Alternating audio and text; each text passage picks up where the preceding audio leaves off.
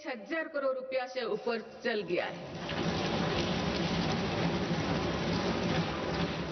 Operation सिंदूर के बाद made in India defence platform पर भरोसा मजबूत हुआ है।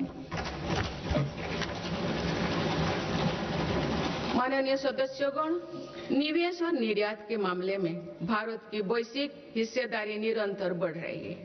बीते 11 वर्षों में भारत में लगभग $750 बिलियन का FDI आया है। मेरी सरकार भारत में नई सेक्टर्स को प्रोत्साहित दे रही है। आधुनिक मैन्युफैक्चरिंग और भविष्य की टेक्नोलॉजी के लिए माइक्रोचिप में आत्मनिर्भरता बहुत आवश्यक है। वर्ष 2025 में 4 और सेमीकंडक्टर मैन्युफैक्चरिंग यूनिट को मंजूरी दी गई है। भारत में 10 ऐसे फैक्ट्रियां आने वाले समय में अपना काम शुरू करने वाली है। भारत अब नानो चिप निर्माण के लिए भी बड़े कदम उठा रहे हैं।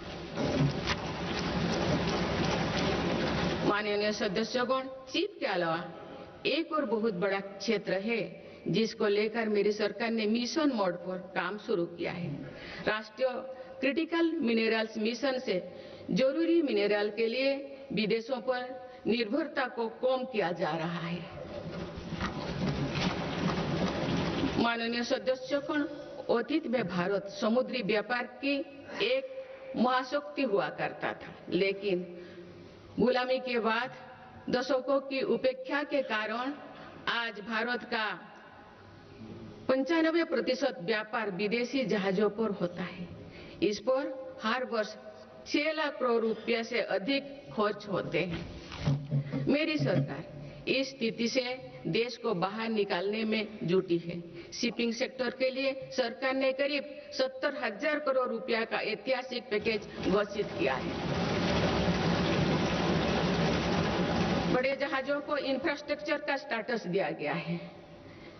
इतना ही नहीं, शिपिंग से जुड़ी पुराने कानूनों को भी वर्तमान जरूरतों के हिसाब से बदला गया है।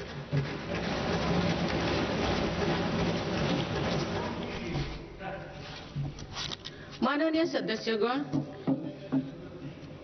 केरल के महान संत श्री नारायण गुरु कहते थे, शिक्षा से ज्ञान प्राप्त करो और संगठन से शक्तिशाली बनो। क्योंकि एक राष्ट्र जब सपने देखता है तो उन सपनों का दृष्टा भी उस राष्ट्र का युवा होता है और उनका निर्माता भी वही युवा होता है। आपको ये जानकर खुशी होगी कि बीते 11 वर्षों में के दौरान देश में सिर्फ इलेक्ट्रॉनिक मैन्युफैक्चरिंग सेक्टर में 25 लाख से अधिक नई रोजगार सृजित हुई है। मेरी सरकार की नीतियों के कारण आज देश में कई नए सेक्टर्स का भी उदय हो रहा है। Semiconductor, green energy, green hydrogen जैसे इन क्षेत्रों में नए रोजगार बन रहे हैं। माननीय सदस्यगण, मेरी सरकार ने बीते वर्षों में आधुनिक इंफ्रास्ट्रक्चर के निर्माण पर 50 लाख करोड़ से अधिक राशि खर्च की है। इंफ्रास्ट्रक्चर पर हुई इस निवेश ने युवाओं के लिए बड़ी संख्या में रोजगार का निर्माण किया है। माननीय सदस्यगण, आज भारत के युवा मन में हम एक और सकारात्मक बदलाव देख रहे हैं। देश का युवा आत्मनिर्भर भारत, स्वदेशी और मेक इन इंडिया को अपनी जिम्मेदारी मान रहे हैं। मुद्रा योजना जैसे प्रयास इन युवाओं में उद्यमिता और स्वरोजगार की भावना को बढ़ावा दे रहे हैं। इस स्कीम के तहत अभी तक 38 लाख करोड़ रुपया से अधिक का फंड छोटे छोटे उद्यमियों को मिला है। करीब 12 करोड़ से अधिक लोन पहली बार स्वरोजगार शुरू करने के लिए दिए गए हैं। इसी तरह पीएम विश्वकर्मा योजना के तहत देश के 20 लाख से अधिक कारीगरों को ट्रेनिंग और बैंक से मदद दी जा रही है। पीएम स्वनिधि योजना के तहत भी रेहड़ी फुटपाथ पर काम करने वाले 72 लाख लोगों को 16,000 करोड़ रुपया की मदद मिल चुकी है। माननीय सदस्यगण, अभी हाल ही में स्टार्टअप इंडिया प्रोग्राम ने अपने 10 लाख पूरे किए हैं। इन 10 साल पूरे किए हैं। इन 10 वर्षों में भारत दुनिया का तीसरा बड़ा स्टार्टअप इकोसिस्टम बन गया है। एक दशक पहले तक देश में 500 से भी कम स्टार्टअप थे। आज देश में लगभग 2 लाख स्टार्टअप पंजीकृत हो चुके हैं। पिछले साल ही करीब 50,000 नए स्टार्टअप्स पंजीकृत हुई है। हमारे स्टार्टअप नेटवर्क में 20 लाख से अधिक युवा काम कर रहे हैं। इन स्टार्टअप्स में से 45% में कम से कम एक डायरेक्टर महिला है।